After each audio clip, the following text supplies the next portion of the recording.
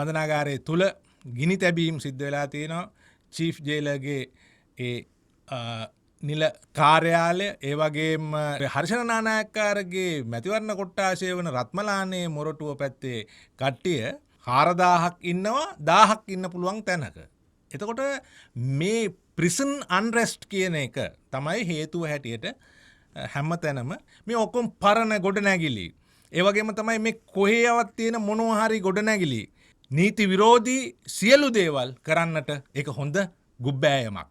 ඒකේ කැරපොත්තෝ මකුණෝ හූනෝ මීයෝ එවැනි එකෙක්වත් පේනතෙක් මානක නැත්තං සුදුසු නෑ මිනිස් වාසයට. ඒවයින් වෙන්නේ අපරාධකාරෝ තවත් අපරාධකාරෝ බවට පත්වෙනවා. හර්ෂණ නානායක්කාරගේ විශ්වාසභංගය පරාජය කල්ලා ප්‍රීතිය සැමරූ මොරටුවේ අං නැති හරක්ටත්. ඉතින් අපි හැමදාම් වගේ ඔබට අපි කතා කරන කතාවට අදාළ ඉංගිරිසි කියමනක් කියල දෙනවනේ. වෙනස් වෙන්න ඕනි. මේ හිරගෙවල් ක්‍රමය ලංකාවේ වෙනස් වෙන්න ඕනි. එහෙම කරන නිසා තමයි ඒ අයට ඔය අවියායුධ මද්‍රව්‍ය සියල්ලත් එක්කම ඔය තරමින්වත් ආරක්ෂා කරගන්න පුළුවන් වෙලා තිනේ රටවල්.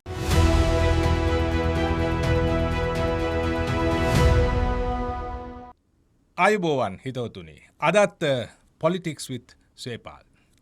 අපි අද කතා කරන්නේ මේ ඊයේ අද කාරණාවක්. එක තමයි මහර බන්ධනාගාරයේ සිද්ධිය. මහර බන්ධනාගාරයේ සිද්ධිය කිව්වාම ඔබට අපි ඒ කරුණුත් එතන සිද්ධ වුණ දේ ඒ වගේම දැන් තත්ත්වය ඒ සියල්ලත් අපි තොරතුරු වාර්තා කරගත්ත හැටියට කියනවා වගේම මේකේ මොකද්ද මේ සිද්ධ වෙන්නේ? ඇයි මේ බන්ධනාගාරවල මේ වගේ සිදුවීම් දැන් එක ළඟ සිද්ධ වෙමින් යන්නේ? එතකොට මේකට හේතුව මොකක්ද? මේක තමයි අපේ ප්‍රධාන කාරණාව ඔබත් එක්ක සාකච්ඡාවට ගන්න. එමනම් අපි බලමු දැන් ඊයේ මහර බන්ධනාගාරයේ සිද්ධ වෙච්ච කාරණාව. ඊයේ දවල් 1ට විතර තමයි මේ සිද්ධිය ඇති වෙලා තියෙන්නේ. එතකොට බන්ධනාගාරයේ තුල ගිනි තැබීම් සිද්ධ වෙලා තියෙනවා. චීෆ් ජේලර්ගේ ඒ නිල කාර්යාලය ඒ වගේම කුස්සිය ඒ වගේම ඔවුන්ටම වැඩ පුහුණු වෙන්නට තිබුණු යම් යම් තැන් මහන්න තැන් වෙන්න පුළුවන් තව තවත් දේවල් ඒ වගේ ඔය මහර බන්ධනාගාරය කියන්නේ එවැනි දේවලුත් ඇතුළේම තියෙන තැනක්නේ. එතකොට ඒ වගේම ඒකේ තිබිලා තියෙනවා තව පොඩි රෝහලක් වගේ. ඒ සියලු දේවල් විනාසයි. ඒවැ පින්තූර ඔබට මම මේ කියනකොට පැත්තෙන් බලන්න පුළුවන්. ඉතින් මේවා සමාජ මාධ්‍යයෙන් තවත් වෙබ්සයිට්ස් වලින් වාර්තා වුණා. ඒ වගේම ප්‍රධාන මාධ්‍ය වලින් වාර්තා වුණා. ඉතින් දැන් මේ විදිහට මේ තමන් ඉන්න බන්ධනාගාරය විනාශ කරන්නේ ඇයි මේ රැඳවුවෝ? ඔය රැඳවුවන් කියලා කියන්නේ ඉන්මේට්ස්ලා කියන එකනේ. එතකොට ඒක ඇතුලේ රඳවා ඉන්න අය. ඒකට අපි මම හිතන්නේ මෑත කාලේ එකතු කරගත්ත වචනයක් තමයි රැඳවුවන්. සමහරු රැඳවියන් කියලා කියනවා. රැඳවියන් කියන එකට වඩා නිවැරදි රැඳවුවන් කියන එක. ඉතින් කොහොම වෙතත් මේ සිද්ධ වෙච්ච සිද්ධිය ඔවුන් වාර්තා කරන හැටියට හැමෝම කියන විදිහට ඉස්සෙල්ලාම ඇති වෙලා තියෙන ඇත්තටම මේ බන්ධනාගාරය තුල ඒක ඇතුලේ ඉන්න යම් පිරිසක් තමන්ගේ මැසිවිලි මේ බන්ධනාගාර නිලධාරීන් එක්ක කතා කරලා ඊට පස්සේ ඒ ගැන යම් කිසි විදිහක ඇතිවෙච්ච කතාබහක් දුරදිග යෑමක් ඇතුලේ අයත් එක්ක සිද්ධ වෙච්ච හටනක් විදිහට තමයි මේක පටන් අරන් තියෙන්නේ. ඉතින් එක එක්කෙනා එක එක විවිධ හේතු කියනවා. බන්ධනාගාර මාධ්‍ය ප්‍රකාශක පවසන විදිහට ඔහු තවම දන්නේ නැහැලු මේක මොකද්ද උනේ කියලා. කොහොම හරි තුවාලකාරයෝ පිරිසක් රෝහල් ගත කරලා තියෙනවා. ඒ වගේම එක් අයෙක් මිය ගිහිල්ලා තියෙනවා. එතකොට ඔබට මතකයි මීගමුව බන්ධනාගාරයේ සිද්ධියෙන් 31ක් හෝ 32ක් නිලධාරීන් 10ක් සහ රැඳවුවන් 22ක් හෝ 23ක් මට මතක විදිහට මිය ගියා. ඒක විශාල කාරණාවක්. ඉතින් ඒ කාරණාව පාර්ලිමේන්තුවේ කතා කරලා විපක්ෂය හර්ෂණ නානායක්කාර කියන අධිකරණ බන්ධනාගාර ඇමතිට විරුද්ධව විශ්වාස භංගයක් ගෙනාවා. ගෙනාපුවාම ඒක ආණ්ඩු පක්ෂයේ කට්ටිය ඒක පැරැද්දෙව්වා. පැරැද්දෙව්වහම ඔය හර්ෂණ නානායක්කාරගේ මැතිවරණ කොට්ටාශය වන රත්මලානේ මොරටුව පැත්තේ කට්ටිය මේ ඒගොල්ලෝ ලොකු බෝඩ් හයි කලා පාරායිනේ හර්ෂණ නානායක්කාරට මේ සුබ පතලා. ඒ ගැන විශ්වාස භංගය පැරැද්දෙව්වා කියලා සුබ පතලා. ඉතින් දැන් ඔබ හිතන්න දැන් විශ්වාස භංගය පරද්දෝපු හර්ෂණ නානායක්කාර ඒ සතුට සමරලා අනිත් පැත්ත බලනකොට මහර බන්ධනාගාරේ කුඩු පට්ටම් වෙලා. ඉතින් ඒතකොට මොකක් හරි මේකේ තියෙනව නේද ප්‍රශ්නයක්. ඒ කියන්නේ අනුර දිසානායක ජනාධිපතිගේ සිට හර්ෂණ නානායක්කාර බන්ධනාගාර ඇමති දක්වා ඔවුන්ට විසඳන්නට බැරි කාරණාවක් මේකේ තියෙනවා. ඒ කියන්නේ ඔවුන්ගේ පාලනයෙන් තොරයි මේක. ඒකනේ කතාව. එතකොට බන්ධනාගාර නිලධාරීන්ගේ පවා පාලනයෙන් තොරයි හේතුව මේක සිද්ධ වෙන්නට පටන් ගත්තට පස්සේ මේ ආයතනවල ඔබ හිතන්න මේ හිරගෙවල් වල මේ රිමාන්ඩ් බන්ධනාගාර සහ වැරදිකරුවන් ඉන්න හිරගෙවල් හැටියට පාවිච්චි කරන ඒවා මේවා එකට තියෙන්නේ. දැන් මහරත් මේ දෙගොල්ලොම ඉන්නවා. එතකොට 4000කට වැඩි සංඛ්‍යාවක් මේකේ ඉන්නවා කියලා කියනවා. මම හිතන්නේ 1000ක් විතර තමයි ඕකේ ඉන්න පුළුවන් ප්‍රමාණය. කොහොමත් එකට 4ක් ඉන්නවාම තමයි හැමතැනම. ඒ කියන්නේ 10000ක් ඉන්න ඕනේ තැන 40000ක් ඉන්නවා. 4000ක් ඉන්නවා 1000ක් ඉන්න පුළුවන් තැනක. එතකොට මේ ප්‍රිසන් අන්රෙස්ට් කියන එක තමයි හේතුව හැටියට හැමතැනම ප්‍රචාරය වෙලා තියෙන ජනමාධ්‍යයේ. ඒ වගේම ජාත්‍යන්තර මාධ්‍යයේ. ප්‍රිසන් අන්රෙස්ට් කියලා කියන්නේ මොකද්ද? ඒ කියන්නේ ඇතුලේ ඉන්න රැඳවුවන්ට මිනිස්සුන්ට වගේ ජීවත් වෙන්න කිසිම විදිහක පහසුකමක් නැහැ. ඒවායේ තියෙන්නේ හරක්ටවත් ඉන්න බැරි තරම් නරක තත්ත්වයක්. ඉතින් කවුරුත් කියපුවත් නෙමෙයි චිත්‍රපටි වලින් දැකපුවත් නෙමෙයි කටකතාත් නෙමෙයි මට ඔය අත්දැකීම තියෙන හින්දා දවස් 42ක කොළඹ CRP එකේ ඉතින් මට ඕක ගැන කියන්න දෙයක් නැහැ. ඒ කියන්නේ මම දන්නවා ඒ වායේ කාණු පද්ධතිය තියෙන්නේ කොහොමද? කුස්සි තියෙන්නේ කොහොමද? කක්කුස්සි තියෙන්නේ කොහොමද? කෑම බීම තියෙන්නේ කොහොමද? නිදාගන්න තියෙන්නේ කොහොමද? මේ ඔක්කොම දේවල් සම්බන්ධයෙන් තියෙන්නේ තාම නරක තත්ත්වයක්. මම හිතනවා මහර බන්ධනාගාරයේ තත්ත්වය වැලිකඩ තත්ත්වයටත් වැඩිය පහළ තත්ත්වයක තියෙන්නේ කියලා අපි පින්තූර වලින් දැකපු විදිහට. මේ ඔක්කොම පරණ ගොඩනැගිලි. ඒ වගේම තමයි මේ කොහේවත් තියෙන මොනවා හරි ගොඩනැගිලි. ඒවා පාවිච්චි කරලා ඒවා යකඩ ගරාදි ගහලා මෙහෙම තමයි මේවා ඒ කාලේ නිර්මාණය කරපුවා හුඟක් ඒවා. අවුරුදු 100 ගණන් පැරණි ඒවා. එතකොට මේවැයි උකුණෝ මකුණෝ ඉඳන් මීයෝ කැරපොත්තෝ ඉඳන් සියලු වර්ගයේ සත්තු ඉන්නවා. නිදාගන්න බෑ. ඔබ හිතන්න ඕක ඇතුළට ගිහිල්ලා ආපු මිනිස්සෙක් ආපහු යන්නේ නැති වෙන්නලු ඒවා එහෙම තියලා තියෙන්නේ. මෙන්න මේක තමයි මිත්‍යාව. මේ මිත්‍යාවේ මේ අලුත් ආණ්ඩුවක් ඉන්නවා. ඒක තමයි පුදුම වැඩේ කියන්නේ. ඒ කියන්නේ මට මතකයි මට වමනාවක් තිබුණා ඒ කාලේ මේ දැන් පවතින ආණ්ඩුවට උදව් කරන කාලේ ඒගොල්ලන්ට පැහැදිලි කිරීමක් කරන්න ඔය මම ඕක ඇතුළට ගිහිල්ලා ආවට පස්සේ මේවා හොඳ ලස්සනට නිර්මාණය කරන්න ඕනේ. ඒක කරන්න ඕනේ. ඒක කෙරුවොත් රටේ අපරාධත් අඩු වෙනවා. ඒ වගේම තමයි මේ ඇතුළට යන අය ආපහු ගිහින් එන එක නවතිනවා. හුඟක් වෙලාවට.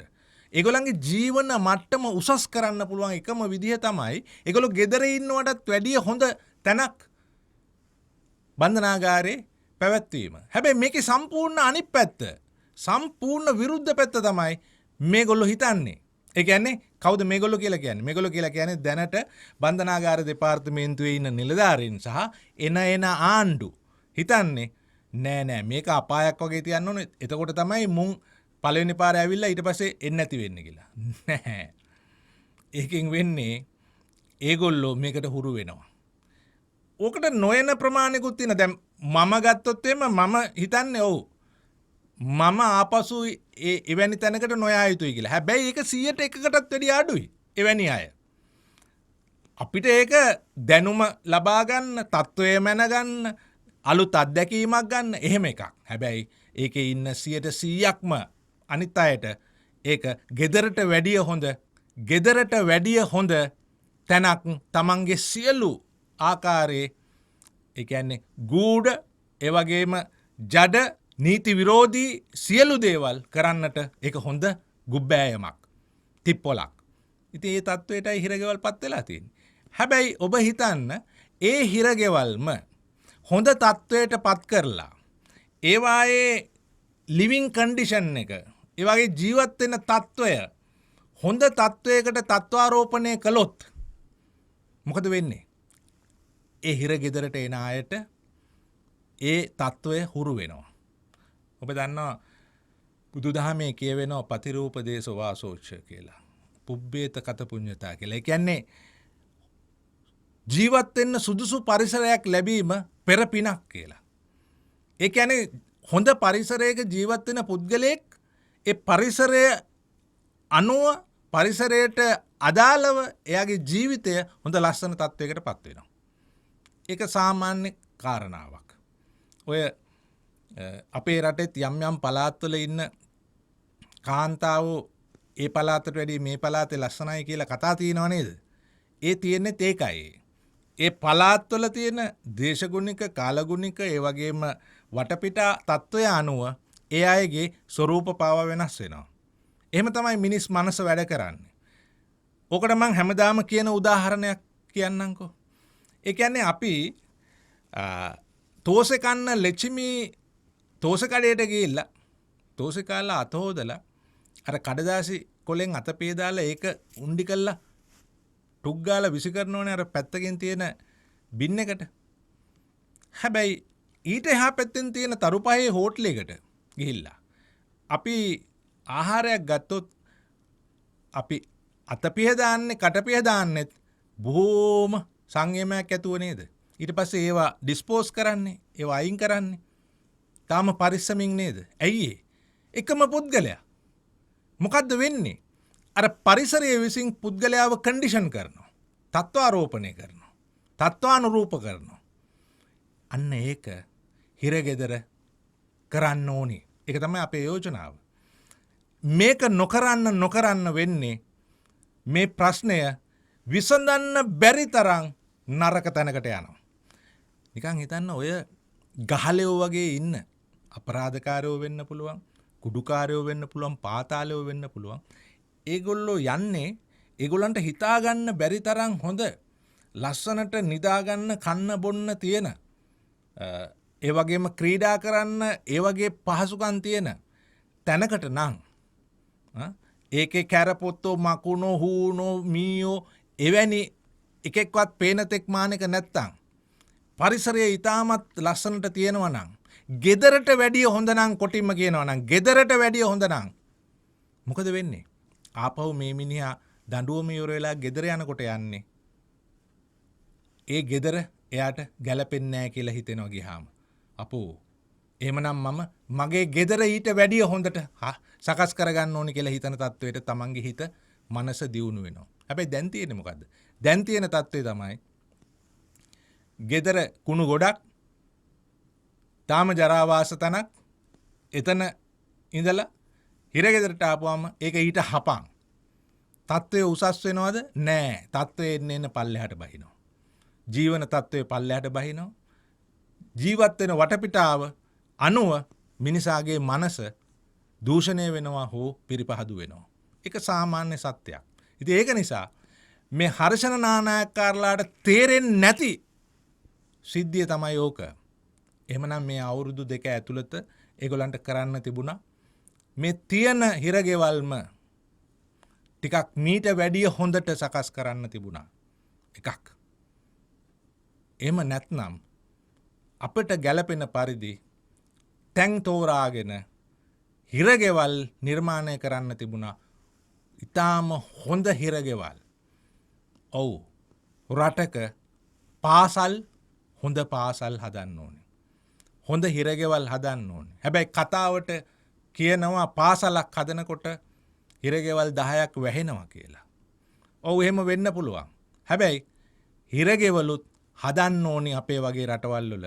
මොකද මේ තියෙන හිරගෙවල් සුදුසු නෑ මිනිස් වාසයට. ඒ වයින් වෙන්නේ අපරාධකාරෝ තවත් අපරාධකාරෝ බවට පත් වෙනවා. හොරු මංකොල්ලකාරෝ තව තවත් ඒ ජීවිතවලටම හුරු වෙනවා. ඒවා නිකන් හරියට වෙනම රාජ්‍ය වගේ. ඔබට යන්න සිද්ධ වෙන්න එපා කවදාක්වත්. හැබැයි ගියොත් ඔබට තේරෙයි. ඒවා අමු අපායවල්. අමු අපායවල්. ඒකයි මරාගන්නේ. ඒකයි අර විදිය තත්වයකට ඒ හිත වෙනස් වෙන්නේ. එහෙම නැත්නම් ඒගොල්ලෝ ජීවත් වෙන පරිසරය හොඳ ලස්සනට තියෙනවා නම්, ගෙදරට වැඩිය හොඳ නම් ඔය විදිහට හැසිරෙන්නේ නැහැ මිනිස්සු. හැසිරෙන්න බෑ. තමන්ගේ වටපිටාව විසින් තමන්ව තත්ත්වාරෝපණය කරනවා. පන්සල්, පල්ලි, කෝවිල් ගිහිල්ලා බලන්නකෝ. ගෙදරට වැඩිය වෙනස් නේද? ඒකයි. ළමානිද රේයිලා ආගියනි මෙන්ද මුන් ලොක්කෝ අපි ලොක්කෝ අපේ ගමේ අංගනවා අනේ මේක ඉන්නනේ අපේ උන ගාඩු දාලා ගෙලියලා යුනිෆෝම් දාගෙන ආවන මේ වැක්කට ඊ අලුත් කඩේ උසාවියේ සිගරට් එකක් ගෙන්න ගන්න දෙල්ලකට 5000 කිලෝ තේල අලුත් කඩේ මේ අර මේ කොළේට අපදියලා ඉල්ල දාදා 2000 කිලෝ නෝ ඇපල් කොළේ දීලා ඊට දාන්න කොල්ලා මේ පගාරියේ ජීවත් වුණා නම් ඔයිට වඩා හොඳයි. පගාරු ගානින්න තොපි.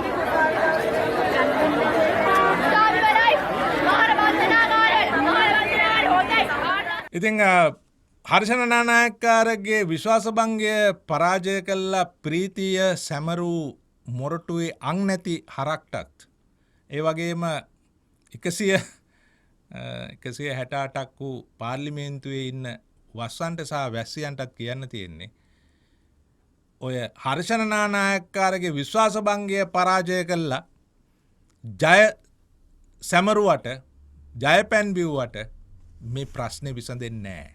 එහෙමනම් තවත් මාසයක් දෙකක් යනකොට මේ වගේ තත්වයක් මීගමුවේ තත්වයට සමාන තත්වයකට යන මහර තත්වයක් ඇති වෙන්නේ නැහැ. හොඳ වෙලාවට ඒක කාගේ හෝ මැදිහත් වීමකින් මම නම් හිතනවා හර්ෂණ නානායක්කාරගේ නෙමෙයි කියලා කාගේ හෝ වෙනත් අයගේ කල්පනාවකින් ඒක මැඩපවත්වා ගන්නට හැකි වුණා. හැබැයි ඇතුලේ සිද්ධ වෙලා තියෙන හානිය මං හිතන්නේ ගණන් බලලා නැහැ තාම. ඒක කෝටි ගණනින් ගණන් බලන්න ඕනේ හානියක්. ඉතින් අපි හැමදාම වගේ ඔබට අපි කතා කරන කතාවට අදාළ ඉංග්‍රීසි කියමනක් කියලා දෙනවනේ. අදත් එවැනි කියමනක් තියෙනවා රුසියානු මහගත්කරුවා ෆියදෝර් දොස්තොයෙව්ස්කී කියාපු කියමනක්. ඔහු මෙහෙම කියනවා. The best way to keep a prisoner from escaping is to make sure he never knows he is in prison. He never knows he is in prison. ඒ කියන්නේ හිරකාරයෙක් අසහනයට පත් වෙලා හිරගෙදරින් පලා යන්නට හිතන එක නවත්තන්නට පුළුවන් හොඳම දේ මොකද්ද? එයාට ගෙදරට වැඩිය හොඳ තැනක් හිරගෙදර හදලා දෙන එකයි. එයා හිරගෙදරක ඉන්නවා කියලා එයාට නොදැනෙන්න තියෙන එකයි. දැන් තියෙන තත්ත්වය මොකද්ද ලංකාවේ? මේ කියමනට අනුව කල්පනා කරලා බලන්න. හිරගෙදරක ඉන්නවා කියලා තේරෙන්නේ නැද්ද හිරගයක් ඇතුළට ගියාම? නෑ. අපායක ඉන්නවා වගේ තේරෙන්නේ. හිරගයක් ඇතුළේ ඉන්නවා වගේ නෙමෙයි තේරෙන්නේ. අපායක ඉන්නවා වගේ තේරෙන්නේ. ඒක නිසා මේවා වෙනස් වෙන්න ඕනි. මේ හිරගෙවල් ක්‍රමය ලංකාවේ වෙනස් වෙන්න ඕනි. මේක මේ ආණ්ඩුවට කරන්න බැරි වුණොත් කොයියම් ආණ්ඩුවක් හරි එක කරන්න ඕනි. මේක අපේ යෝජනාවක්. ලංකාවේ අපරාධ සහ මේ අපරාධ සංස්කෘතිය මේ විකෘතිය වෙනස් කරන්න නම් හිරගෙවල් වෙනස් කරන්න ඕනේ. ඒකයි දියුණු රටවල ඔබ චිත්‍රපටි වලින් එහෙම දකින හිරගෙවල් දැක්කහම නිකන් යන්න ආස හිතෙනවා වගේ නේද? ලස්සන කැෆටේරියාස් වල වාඩි වෙලා කෑම කනවා. ජිම් එකක් තියෙනවා ගිහිල්ලා Tamanට එක්සර්සයිස් කරන්න, ක්‍රීඩා කරන්න තියෙනවා. යුනිෆෝම් එකක් තියෙනවා ලස්සන අඳින්න. මොන තරම් පිළිවෙලක්ද තියෙන්නේ? එහෙම කරන නිසා තමයි ඒ අයට ඔය අවියායුධ මද්‍රව්‍ය සියල්ලත් එක්කම ඔය තරමින්වත් ආරක්ෂා කරගන්න පුළුවන් වෙලා තියෙන රටවල් සහය ජීවිත. මේ වගේ හිරගෙවල් තිබුණා නම් එහෙම ඒ රටවල් මෙලාට විනාසයි. එම විනාස වෙච්ච රටවල් සහ එහෙම හිරගෙවල් තියෙන රටවල් ගැන අපි ඩොකියුමෙන්ටරිස් බලලා තියෙනවානේ. ඔබත් බලලා ඇති. ප්‍රිසන් ස්ටෝරීස් බලන්නකෝ YouTube එකේ තියෙනවා. ඉතින් මං කල්පනා කරේ මේ වගේ දේවල් හර්ෂණ නානායක්කාරලාට JVP කාර්යයන්ට දැනෙන්නට තේරෙන්නට තව ආත්ම භව ගණනාවක් ගත වෙන්න වෙයි නේද කියලා. එමනම් හිතවතුනි ඔබට ආරාධනා කරනවා අපේ channel එක subscribe කරන්න. ඒ වගේම bell button එකත් ඔබන්න. ඒ වගේම Patreon ගිණුමට ඔබ කැමති නම් සහභාගී වෙන්නත් පුළුවන්. පල්ලෙහා description එකේ අපේ ගිණුම් අංකය තියෙනවා. එහෙමනම් හෙටත් අපි ඔබව මුණ ගැහෙනවා. Politics with සේපාල්. අයිබෝවන්. මහර බන්ධනාගාරේ මොකද නාවල් මන්ත්‍රීතුමා මේ වෙලා තියෙන්නේ? බන්ධනාගාරයේ මේ ඇතිවුණේ දෙවෙනි සිද්ධිය. තමත් කෙටි කාලයක් ඇතුළත විශේෂ බන්ධනාගාර ඇමතිවරයාට විරුද්ධව විශ්වාස භංගයක් ගෙනල්ලා ඒක ඔහු ජයග්‍රහණය කරා කියලා සමරන අවස්ථාවේ තමයි මේ සිද්ධිය වුණේ. පැහැදිලිව මේ රටේ අපේ රටේ බන්ධනාගාර පද්ධතියේ 43000ක් ඉන්නවා සහ අවශ්‍ය මූලික පහසුකම් නැහැ. කොමසාරිස්වරයා ඉන්නේ තාම වැඩ බලන්න. ජනාධිපතිවරයාගේ අවශ්‍යතාවය මත කොමසාරිස්වරයා අයින් කරා. හරියට කොමසාරිස්වරයෙක්වත් පත් කරගන්න බැරි වෙලා තියෙනවා. ඉතින් මේ සිද්ධිය උදකලා සිදුවීමක් විදිහට දකි මීගමු හොදකලා විදිහට දකි. හැබැයි මේ බන්ධනාගාර පද්ධතිය ඇතුලේ දැවැන්ත සමාජ ප්‍රශ්නයක් තියෙනවා. බන්ධනාගාර නිලධාරීන්ගෙත් බන්ධනාගාරය ඇතුලේ ඉන්න රැඳවියන්ගෙත් ජීවිත දැඩි අවදානමකට පත් වෙලා තියෙනවා. අපි ආණ්ඩුවෙන් ඉන්නේ දැන්වත් මේ පිළිබඳව අවධානය යොමු කරලා කටයුතු කරේ නැත්නම් මේ විශාල දැවැන්ත සමාජ විවසනයකට යනවා.